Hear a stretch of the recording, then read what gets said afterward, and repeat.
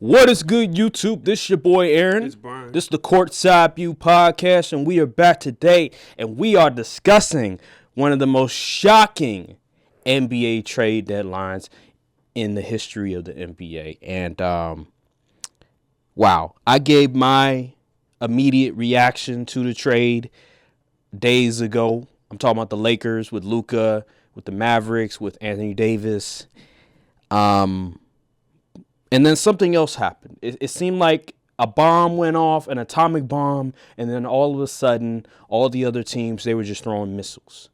You could just hear left and right. You just heard, oh, it's another missile going off. It's another missile going off. And just so many different moves after the Luka trade.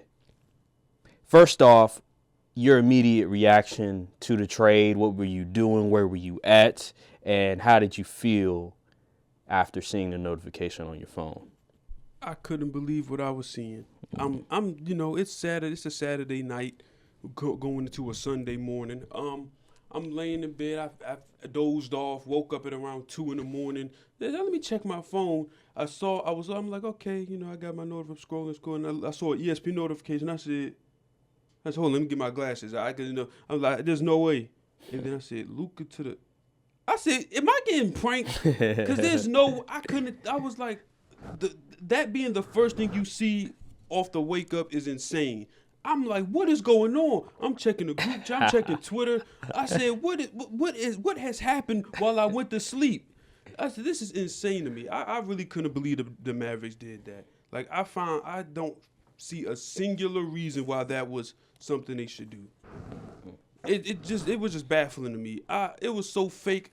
You couldn't even do that in 2K. Nah.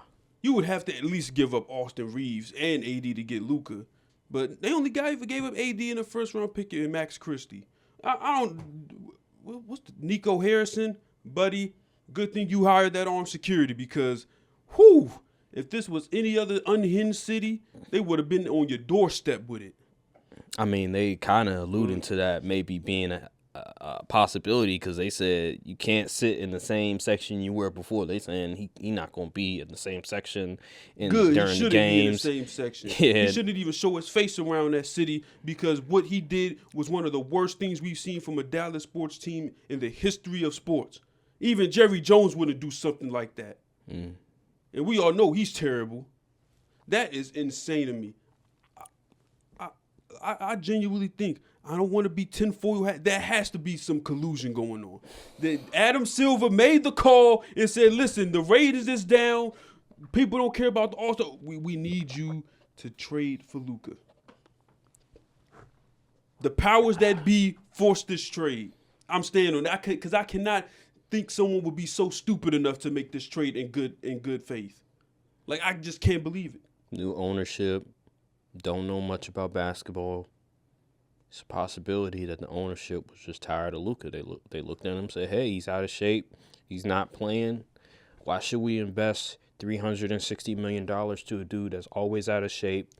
There might be something going on internally with Luka and maybe the coaching staff. We don't know, but there's no maybe they just looked at it like that. I'm not trying to give them an excuse. I'm not trying to get them out, but in terms of you saying there's collusion going on, there's conspiracy theory going on about what's transpiring, there's some underlying thing that's happening.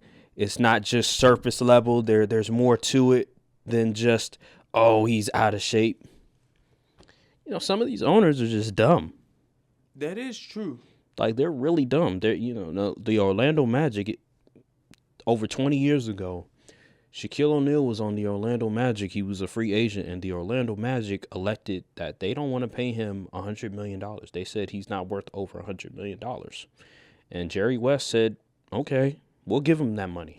And he went to the Lakers. Some owners are just dumb. They just don't understand the nature of the NBA, how much value this player has to a team, especially when it's a new ownership.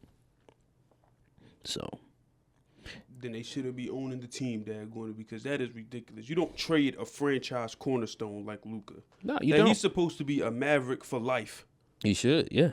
And That is just baffling. I cannot believe they just did. It's malpractice. I'll say this because initially when the trade happened, I couldn't comprehend it. I couldn't comprehend the magnitude of everything because I was going back and forth. I was like, man, on one hand, I love the trade. On the other hand, I was like, man, AD, Max Christie, they were playing so well for us. AD's having one of his best years. Him and LeBron play so well together. So for you to trade away Anthony Davis and bring in Luka Doncic, now we got to figure out how LeBron and Luka play.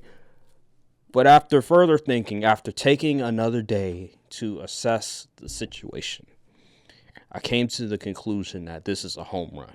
This trade should never happen.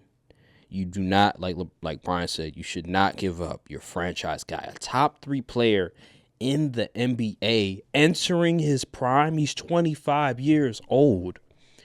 He can be the best player in the NBA potentially, and you give him up for a 30-plus-year-old Anthony Davis. Anthony Davis is an amazing player. He's a top 10 player in the NBA, but he's 30. He's going on 32 years old. I thought he is 32. Yeah, well, next, either this month or next month, he's going to turn 32. And then you have Kyrie, who's 32, 33 years old. 2 aging stars. And then you have Klay Thompson. He's definitely not in his prime. Max Christie is great, but, well, I'm not going to say great. He's good for his role. He's not going to be a star. He's going to be a good quality player. But it's Luka. Do people forget that what Luka did last year was magical? Nobody expected the Mavericks to make the finals last year. What he did was unexpected. Not his play on the court, but the fact that he was able to lead that team to the NBA Finals, because we looked at Minnesota, we looked at Denver, maybe even OKC. The Dallas Mavericks was not looked upon as that team to go to the finals. And for him to do that was crazy. You traded that away, and now you expect that Anthony Davis, Max Christie is the difference? They'll make the team even better? They'll put that team back to the NBA Finals? You're out of your damn mind. And that's why a lot of fans are pissed. A lot of fans, have you seen what's been going on in Dallas with the fans? They got coffins. They have like coffins and like a jersey with Luka on the coffin. And they're all like just mourning what happened. It feels like a funeral has been taking place. They've been going to that degree. I've never seen it from Dallas fans before, where they go to that degree. They're that sad about a situation. 25-year-old Kobe. I know. Oh my God, it'd be even worse. It'd be even worse. And for them to do that is egregious. It reminds me, when I look at an analogy for like an NFL trade, it's like if the Bills traded Josh Allen for Myles Garrett. That's what it reminds me of. Because Myles Garrett is one of the best pass rushers in the NFL, but he's in his 30s. And a quarterback, the value is a lot different compared to a pass rusher. And Josh Allen, as a quarterback, he's in his prime. He's in his like late 20s, about to be in his early 30s. That's the prime years for a quarterback. That's what it reminds me of. It's like you don't make that trade. Yeah, Myles Garrett is great, but Josh Allen, he can be the best player in the NFL for a season, and we're gonna talk about that. And then hey, check out the Courtside View Podcast NFL. We're gonna talk about that whole situation with Josh Allen later on. But you don't make that trade because now you just gutted your future. Instead of having a potential contender for the next 10 years, now you have a small window. Yep. You have, I would say, 2 years max. Because AD, you don't know if he's ever going to stay healthy. He's been healthy for the past 2 years, but we don't know if that's going to stick. Kyrie Irving's also a question mark with his durability. He's played a lot of games this year, but you can never count on him, especially when he's in his 30s now. And now now he's the primary ball handler. You get into playoff situations and guys double him. Who are you going to lean to? Anthony Davis, he's not a ball handler like that. He's a big. So now you're going to have problems with that. I think think it was the 76ers game where they lost at the buzzer and they double teamed Kyrie Irving. Now, they didn't have AD in that game, but it's just some of the things that you're going to see from the problems that are going to exist for the Mavericks showed itself against the 76ers, where they were doubling him to make sure he doesn't get the last shot. And that's going to be a major problem in the playoffs. Teams are going to do that a lot, especially like an OKC, maybe even Denver. They're going to do that, and it's going to be problematic. And that's why they're not going to – I don't think they're going to make the finals.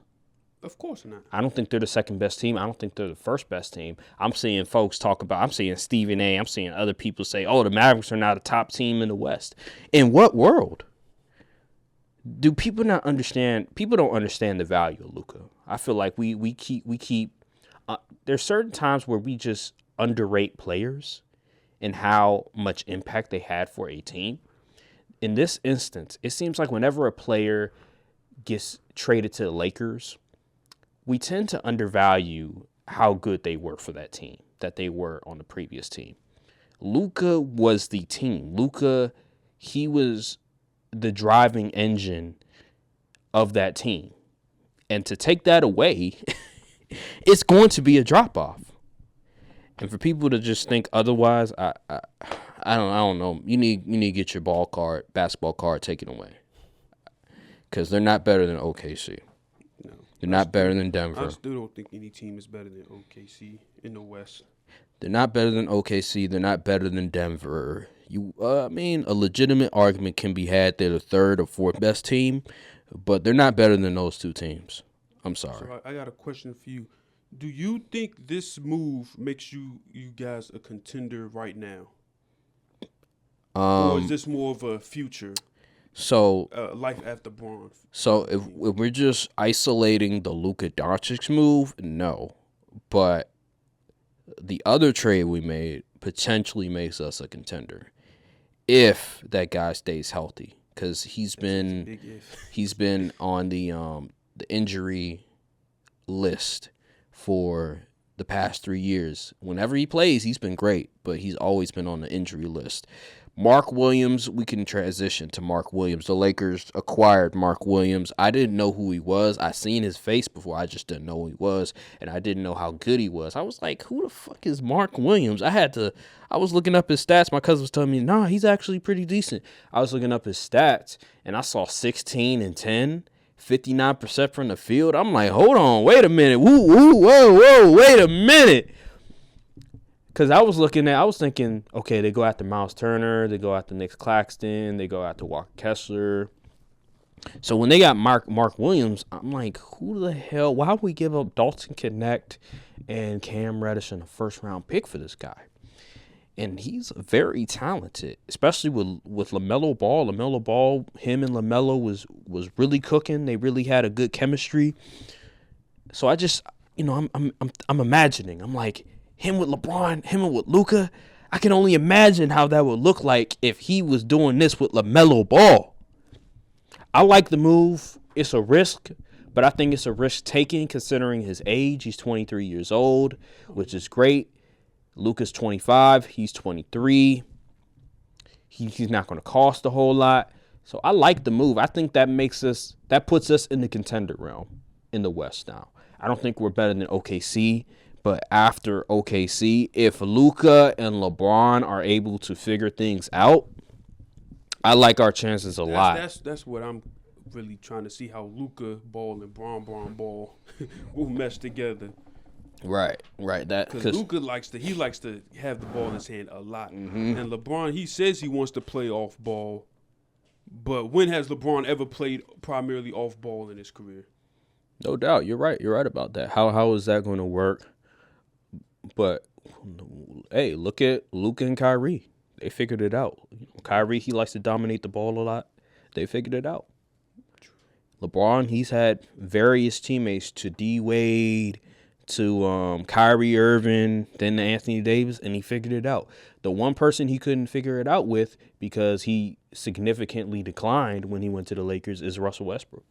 Russell Westbrook, his play style is just so different than everybody else. It's more, he's better with, like, high caliber bigs than like guards and forwards and stuff.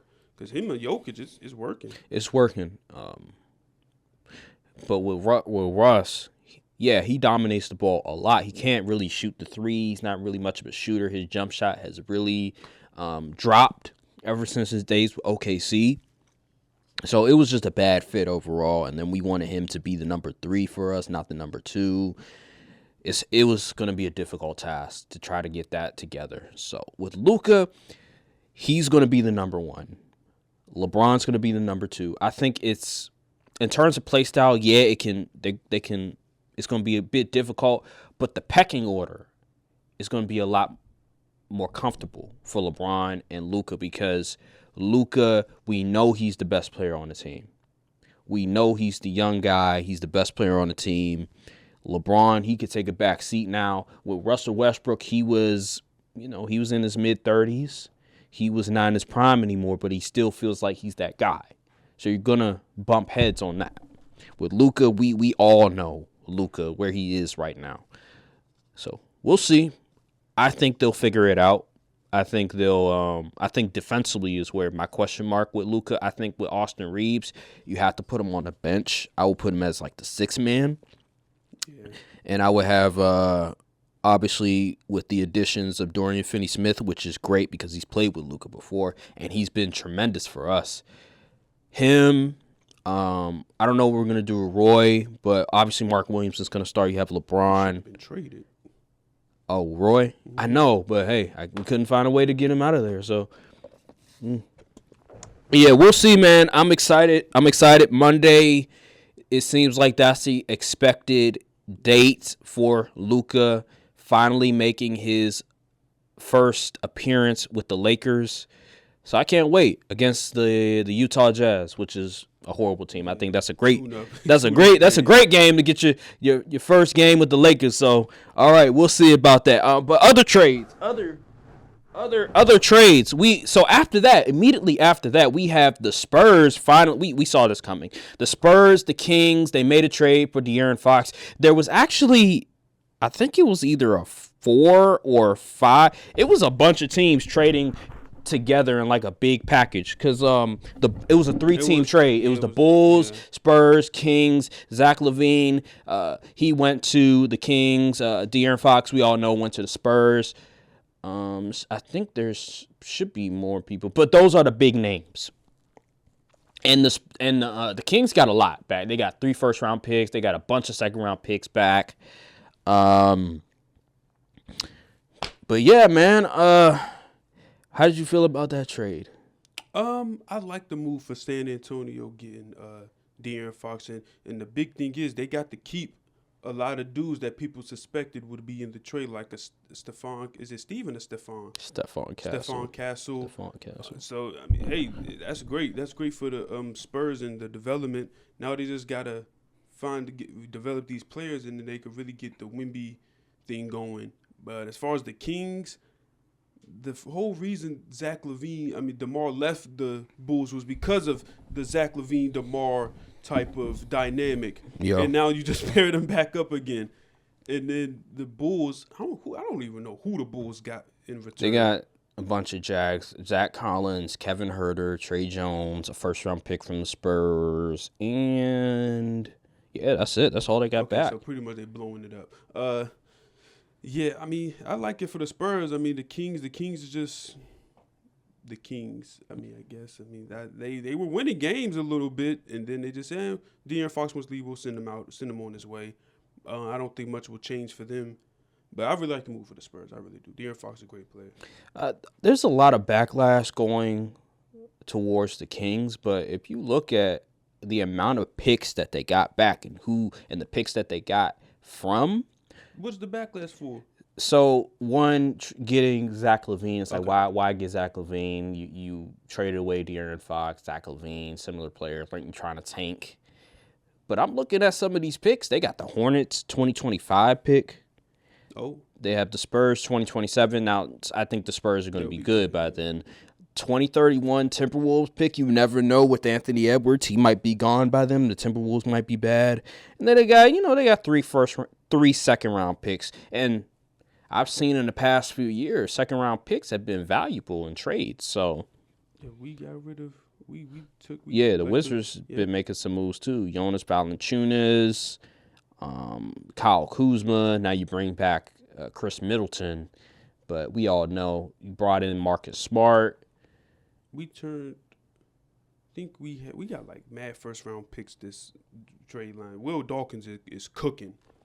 And this is what happens when you put the right dudes in the front office that know what they're doing. They've done it before in OKC. They're going to do it again here. And DC Sports will be back to glory by 2028. Was the GM for the Wizards there last year? Yeah. Damn, y'all should have did this shit last year, bro. Y'all waited too long. I agree we should have traded Kuzma last year. But better late than never. Yeah, better late. I mean, hey, at least Cooper Flag and Dylan Harper are on the table. But, exactly. Man, just imagine. Matter of fact, no. I mean, last year, No. That draft was trash. Yeah, that draft. And we still No. With the... 2 years ago, who was the GM? It was Tommy Shepard. So. Oh, okay. All right. Yeah, it makes sense. That makes sense why he's gone. Because y'all should have did this 2 years ago for Wemby. But with Tommy Shepard and how bad he was, I understand. One number off too, which is crazy. Even still. Yeah. But I'm glad. I'm man. The Wizards had a great trade deal, and I'm glad we acquired all these picks because we loading up, and long as we draft well, the rookies they've been playing all right. Keyshawn George, Bub Carrington, a bylaw second year leap. He just had a triple double the other night. Who else? Alex Sarr, he still got some work to go, but he's getting reps. And Jordan Poole, he's not the ideal leader. He had 40 the other night, but he's been playing. We got rid of Kuzma. Seemed like the team already improving. And we just brought in 2 additional vets. I'm not sure if they're going to be buyout candidates or what, but hey, I will take it. So something else happened. I was hearing so much buzz about Jimmy Butler, and he doesn't want to go to the Warriors. He don't want to go to this team. And then all of a sudden he gets traded to the Warriors. And something crazy, that trade alone, 5 teams were involved for that trade. 5. So it was the Warriors, obviously, the Heat, the Jazz, the Pistons, and the Raptors. I'm like, damn, I've never seen a 5-team trade before. How do you even negotiate? I have no... Y'all just all hop in a Zoom or I something? have no clue, bro. So here's the details. So it was the Warriors received Jimmy Butler, 2 second-round picks, cash considerations. The Heat, they received Andrew Wiggins, Kyle Anderson, Davion Mitchell, first-round pick, protected for 2025. Jazz received Josh Richardson, KJ Barton, 2028 second-round pick, 2031 second-round pick, cash considerations. Pistons received Lindy Waters, Dennis Schroeder, 2031 second-round pick. Raptors received PJ Tucker, 2026 second-round pick, cash considerations. Whew. A whole lot of movement for not much needle. Oh, my God. So, the move, the Warriors trading for Jimmy Butler. How do you feel about the trade? Does this move the needle at all? Does it make sense to you? Where are you at with it? Before the trade, I was like, here with the Warriors. And after the trade, I'm still here with the Warriors. This does not move the needle at all, in my opinion. I'm not even sure why they even thought it would. You gave up Andrew Wiggins, and you gave up, you got to keep Kuminga, which is cool, I guess. But you gave up Andrew Wiggins. He's a vet. President. Honestly, at this point in their career, are they really that far off? Jimmy Butler, Andrew Wiggins at this point, at this stage of their career? I don't think so. I don't think it's enough to make this team considerably better. And how is Jimmy Butler going to adapt to the Warriors system? How is he going to mesh with Draymond Green? Because we all know how both of them, they could be a little headache in the locker room. And, just because their personality, how the passion they bring into the game and stuff. I'm not sure. I don't think this move makes the Warriors much better. How did Brandon Potts survive the trade deadline? I have no clue. They must think they're going to treat him like how Nico Harrison getting treated if they trade him or something like that. But I don't know. This doesn't move the needle for me for the Warriors at all. They'll still be in that 9-10 range, 8-9-10 range. So. And they gave him a new contract. Yeah, 2-year deal. Paying that man $60 million a year. If I'm Steph, I'm like, yeah, I'm asking for a trade this offseason. He should have been asked for a trade. He waiting too long, but I guess he just loves being in Golden State. So, hey, man, he's a loyal dude. Very loyal dude. Steph, try to force your way to San Antonio. No. Hop on the Wemby train before it's too late. Hey, if you want to go anywhere, go to the Lakers. We could use him. We could use another point guard. You got Luka and LeBron. Listen, you man. got enough. You have man. enough. Hey, force man. your way to San Antonio or something. Hey, shooting. It don't matter where you are. It don't matter how you force play. Your way to go to the Lakers, dog. Or go somewhere on the East. Go to Milwaukee or something. I don't know. Nah, hell nah. He needs to suffer. Let him suffer. But yeah, man, this move just screams desperation, screams trying to stay relevant. I think Jimmy will be okay with the Warriors. I don't think it's a perfect fit, but it doesn't really raise the ceiling for them. This seems like, let's just make the playoffs, and then that's about it. That's just what it seems. It reminds me of the Lakers with Kobe at the end of his career when they were just making whatever type of moves, and the ceiling was just, let's just make the playoffs. That's what it reminds me of. Not a huge seismic move for them. They got rid of Andrew Wiggins. I do think Jimmy Butler is still way better than Andrew Wiggins. He's a way better scorer than Andrew Wiggins. I think Andrew Wiggins is a tad better defensively. But, hey, man, they got their score that they can have with Stephen Curry. So now Stephen Curry doesn't feel like everything is on his shoulders. But looking at the way the West is right now with a lot of these teams, how they're constructed, the Warriors, the best I can say is a first round and out. That's about it for me. A play-in team, because the West is very competitive this year. A lot of teams are vying for those top 8 seeds, and I just think the Warriors, they're in a crapshoot right now, and the best they can get is maybe the 8th seed, in my opinion, because just look at the roster. The roster is just not well built. A lot of young guys that we don't really know. They don't have a high ceiling, man. This is the floor move, and even that is questionable.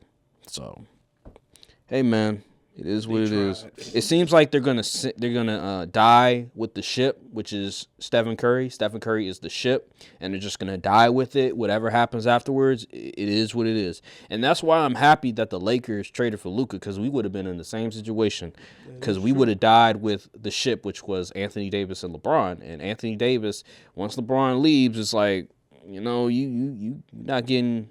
You getting a bit older too. You getting in your late 30s too. So I'm glad we was able to find a future solution. While with the Warriors, they don't have that transitional period. They don't have a guy that they can go to and hand the baton after Steph.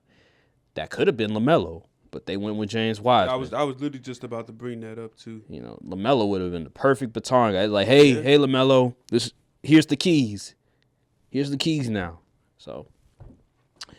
But, hey, man, I'm not sad about it. Let him suffer. Other trades. Cavs. This one shocked me as well. DeAndre Hunter. This was a great move for the Cavs. How they were able to get this done is beyond me. So, if you don't know DeAndre, stupid. That's why. I don't know if DeAndre Hunter's still averaging 20, but the last time the Lakers played the Hawks, which was like maybe over a month ago, he was averaging over 20, and he's having a breakout season. So the trade, he's averaging 19. 19, all right. So about 46% from the field. Yeah, he's been tremendous this season. Hawks received Karis LeVert, Niang, 3 second-round picks, 2 pick swaps. Didn't really give up a whole lot. Second-round picks, you don't really need much. The Cavs, this is a great move because we saw that game against Boston. They're going to need some more wing defenders. They're going to need some more guys that can knock down some shots from the three-point line, 3-and-D dudes, because Boston, although they're struggling, they lost to the Mavericks without Anthony Davis. Against the Cavs, it seems like Boston, they get up against the Cavs. And in the playoffs, you know my opinions on Karis LeVert. I've been wanting him out of there. I didn't like the fit for him at all. I just felt like he jacked up too many shots. He's been more tame this year, but if you get a chance to upgrade like this, you take it 1,000%. And that's exactly what the Cavs did. And now they got even more help for to beat a team like the Celtics. They're more versatile now. They can play different lineups with DeAndre Hudson. They can go small now. They can go big. They can do a lot of different things. Yeah. The question will be in the playoffs with the Cavs against the Celtics. I noticed that the Celtics were really attacking Garland and Donovan Mitchell in the pick and roll a lot. With this move in the playoffs, I highly doubt the Cavs are ever going to take Donovan Mitchell out of the game. But Darius Garland, I wouldn't be surprised that if the Cavaliers were to make it to the conference finals and they go up against Boston, we might see Darius Garland taken out of the game for a lot of possessions because they're playing DeAndre Hunter and they want to go big. They don't want Garland and Donovan Mitchell to get attacked on the pick and roll or just get attacked on isolations. Because Brown, Tatum, they were attacking them all the time in the pick and roll. And that's why they lost a lot of that game. That's why it was a seismic loss, because those two dudes are small. You have two dudes that really should be playing the point guard position. Donovan Mitchell, he's about 6'2", 6'3". He's a small shooting guard. Mm-hmm. And that's a big problem when you're going up against a team that's big. Like the Boston Celtics are a just from the height, their height 1 to 5 is crazy. Drew, he's about average size. He's about 6'4" as your guard, and then he's strong. Like it's not like he's a weak dude. That is true. He's pretty strong. And then you have Derek White, you have Jaylen Brown, you have Jason Tatum, you have Kristaps. These guys are 6'8", 6'9", 7'3". It's ridiculous. Yeah. You're not going to stop them with that height in the backcourt. So this was a great move. Yeah, I agree. Great move. Other trades. Brandon Ingram to the Raptors. Not a significant trade, but it's about time the Pelicans finally just say, you know what? We failed. Should have traded the other dude too. Yeah. Let's try to get some picks out of it. And I will say this. Did you know that the Anthony Davis trade, the Pelicans traded all the players from that trade? Yep. That is sad. That is really sad. Hopefully they all of them, Brandon Ingram gets to flourish like the other players that got traded. Mm-hmm. So he's on the Raptors now. I'm glad he's finally out of there. Raptors' plan is, but they have a bunch of young dudes. They have Scotty Barnes, now Brandon Ingram. I think R.J. Barrett's still on the team. Yeah. I think do they still got Quickly? I don't know. Emmanuel, I don't know, but they they have a bunch of young dudes. They're building for the future. I see a bunch of wing players that they have on that court. So we'll see about the Raptors. It's not really a huge deal in my opinion, besides the fact that the Pelicans have screwed up everything they've done since trading Anthony Davis, drafting Zion, not maximizing Brandon Ingram and his potential. It's just an unfortunate situation. Yeah. That's really what I come out with that trade, is that you really screwed up every asset that you've acquired from trading Anthony Davis. Because if you recall, they had the number 4 pick, and they could have drafted Darius Garland, but they elected to trade that pick, and they drafted Jackson Hayes instead. So, yeah, it's a really bad situation. Other trades. I'm looking at. Let me see. Let me look at my notes. That's about it, really. That's all these significant trades. Well, yeah. All right. So yeah, man, the trade deadline was that the craziest trade deadline that you can remember? Yes, it definitely was. It was stuff happening every single day, every single hour. Mm-hmm. I remember, I want to say 2018. Remember when the Cavs traded half of the roster? Oh yeah, that was crazy. And then it was like other moves that was transpiring as well. That was one of the craziest days, but this one tops it. And not just the day itself, it's the week. the week because every day it was always something going on. It felt like every team was trying to make a move to either just blow up their roster or to try to contend. So, yeah, man, that is our thoughts. What are you going to say? Was the year where Halliburton got traded to the Pacers, was that the same year that D'Lo and all them other dudes got traded to the Lakers? I'm trying to think. Was that 2022? When did Halliburton go to the Pacers? That may have been maybe. That was another trade deadline. Yeah, that was crazy. Let's see. I want to say that was 22, but let me see. Halliburton.